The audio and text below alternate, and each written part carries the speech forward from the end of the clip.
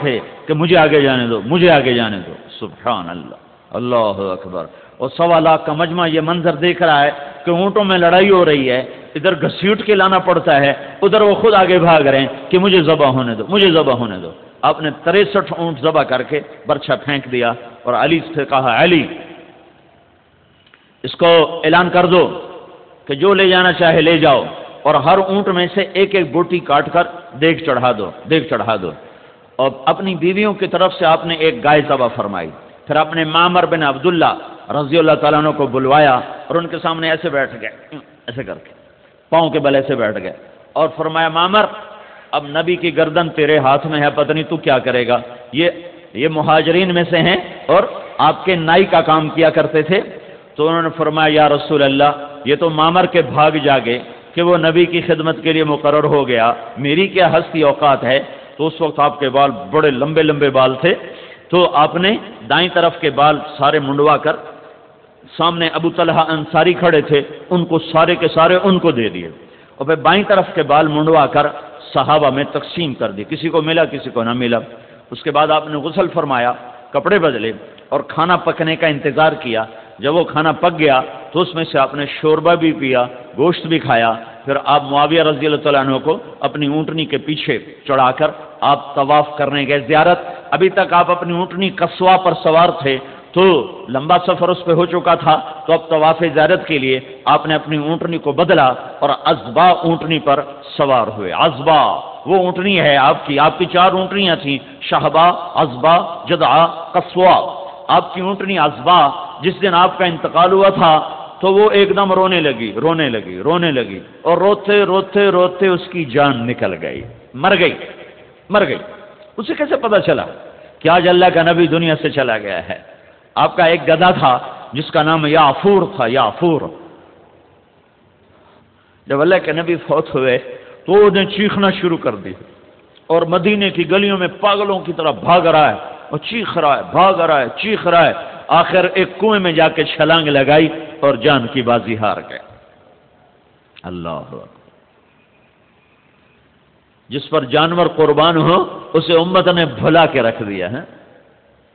سارا برے والا چھان برا ہی بن کے رہ گیا اور اللہ کے محبوب کی پاک زندگی کتابوں میں رہ گئی. آپ نے اپنی اونٹنی بدلی، عزبا، پھر طواف زیارت فرمایا، وہاں نماز پڑھائی. پھر اس کے بعد اگلے دن دوبارہ یہ سنانے سے تھوڑا سا پیچھا میں نے پچھلا آپ کو سنایا ہے. اگلے دن یہ سورت نازل ہوئی، اذا جاء نصر اللہ والفتح. یہ قرآن کی آخری سورت ہے جو نازل ہوئی ہے، اس کے بعد کوئی سورت نازل نہیں ہوئی ہے، چند آیات ہیں. اور آخری قرآن کی آیت جس کے بعد کوئی قرآن نہیں اترا، واتقوا یوما ترجعون فیہ الی اللہ ثم توفی کل نفس بما کسبت وہم لا یظلمون. یہ قرآن کی آخری آیت اتری ہے.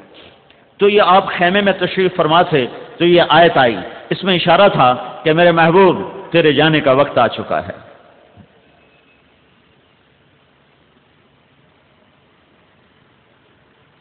تیرے جانے کا وقت آ چکا ہے.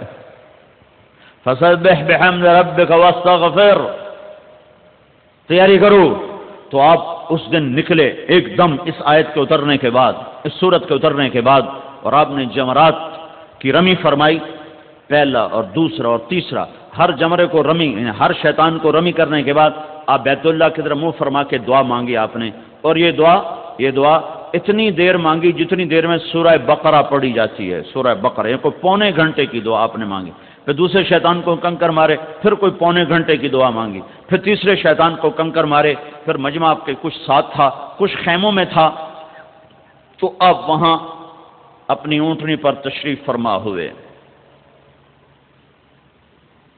ابو بکر رضی اللہ تعالیٰ عنہ آپ کی اونٹنی کے ایسے نیچے کھڑے تھے، ایسے ہی منہ کے نیچے ہی، اور اونٹنی کا لعاب ابو بکرہ کے کندھے پر گر رہا تھا، یہاں یوں گر رہا تھا. انہیں ایسے اونٹنی کی نکیل کو پکڑا ہوا تھا. تو اس میں اللہ کے نبی نے یہ جملہ بولا، ایھا الناس عسى الا تلقوني بعد عامی ھذا. جو درد ہے اس جملے میں میں تمہیں بتا نہیں سکتا ہوں. ہائے مرنے والا جب حسرت سے دیکھتا ہے اپنی اولاد کو تو وہ جو بولتا ہے وہ الفاظ نہیں ہوتے، وہ دوری دھار کا خنجر ہوتا ہے جو قلب و جگر کو چیر کے رکھ دیتا ہے۔ تو آپ کو نظر آ گیا تھا کہ میرے رب نے میرے روانہ ہونے کا اعلان کر دیا ہے، تو سامنے اپنا گلشن تیار ہے، جیسے مالی گلشن کو دیکھتا ہے جو چھوڑنا پڑ رہا ہو تو کیا اس کی حسرت ہوتی ہے۔ اس ایک جملے میں جو حسرتیں ہیں میں اس پر رو تو سکتا ہوں، میں اسے الفاظ میں نہیں لا سکتا۔ ایھا الناس عسى الا تلقوني بعد عامی ھذا، لوگو یہ میری تمہاری آخری ملاقات ہے، آج کے بعد تم مجھے دیکھ نہ پاؤ گے۔ اس 11 تاریخ کے خطبے میں اب جب مینا میں عرفات میں جب آپ کو کسی بات کی ضرورت پڑتی تھی تو ربیہ بن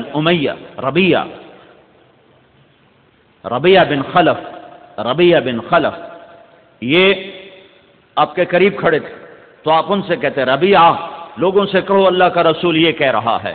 ان کی آواز بلند تھی تو کہتے لوگو اللہ کا رسول یہ فرما رہا ہے۔ لیکن آج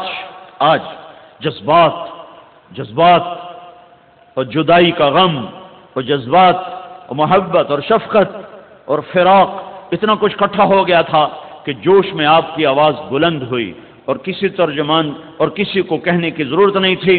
4 میل لمبی وادی ہے مینا کی، مزدلفہ کے ابتدا اور مینا کے آخری کنارے تک اللہ کے نبی کی آواز بغیر اسپیکر کے جا رہی تھی، اور سننے والے جو سامنے کھڑے تھے وہ بھی ایسے سن رہے تھے جیسے آخری خیمے والا۔ خیموں میں بیٹھی عورتوں نے سنا، سارے آدمی تو ساتھ نہیں آئے تھے کنکر مارنے، کچھ ساتھ آ گئے تھے، کچھ خیموں میں تھے، عورتیں بھی مرد بھی بوڑھے بھی، تو آپ کی آواز اتنی بلند ہوئی ہے جوش میں جذبات میں کہ مینا کے آخری کنارے تک اور پہاڑوں کی چوٹیوں تک آپ کی آواز پھیل رہی تھی، اور اس میں آپ نے یہ جملہ 3 دفعہ دہرایا، فَلْيُبَلِّغِ الشَّاهِدُ الْغَائِبَ، میرا پیغام آگے پہنچا دو، میرا پیغام آگے پہنچا دو، میرا پیغام آگے پہنچا دو۔ اور یہی 11 تاریخ کو آپ نے کہا، 10 کو نہیں یہ کہا، 9 کو نہیں کہا، 11 کو کہا، الا هل بلغت،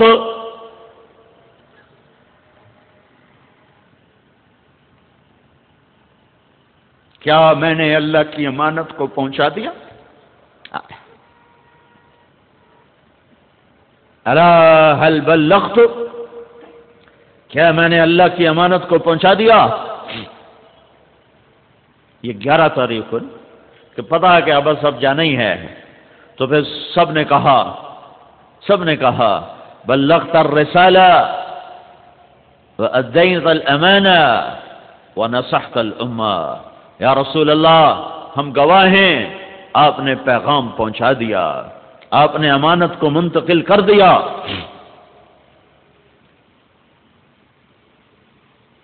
آپ نے اللہ کا پیغام پورا ہم تک منتقل کر دیا، اور آپ اپنی امت کی ہر بھلائی ہمیں بتا کے جا رہے ہیں۔ تو کہا اللہم اشہد اللہم اشہد اللہم اشہد، اللہ گواہ ہو جا، یہ کہہ رہے ہیں میں نے تیرا پیغام پہنچا دیا ہے۔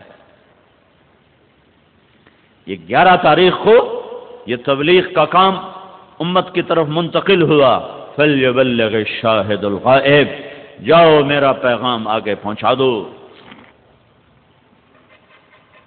یہ تبلیغ کا کام کوئی تحریک نہیں، کوئی جماعت نہیں، یہ امت کا اصل کام ہے۔ جتنے دین کے کام ہیں تبلیغ کے سوا وہ طلبگاروں کے لیے ہیں، بے طلب کے لیے اس میں کوئی پیغام۔ ابھی ظہر کے وقت ایک شخص نے مجھ سے کہا وہ بہاڑی میں کہ میں اپنا بیٹا آپ کے مدرسے میں داخل کرانا چاہتا ہوں۔